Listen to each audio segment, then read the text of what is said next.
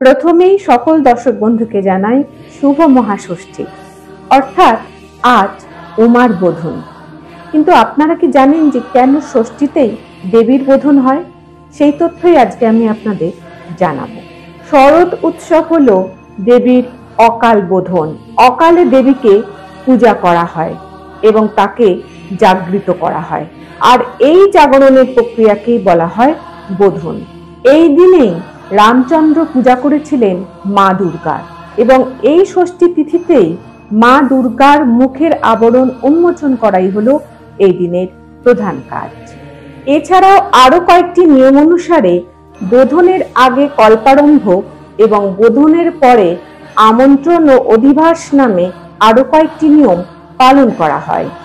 মনে করা হয় যে এই বোধনের নিয়মের মাধ্যমেই দেবী দুর্গার প্রাণ প্রতিষ্ঠা করা হয় এবং অন্যান্য দেবদেবী ও তাদের বাহন এবং একই সাথে মহিষাসুরেরও পূজা করা হয়।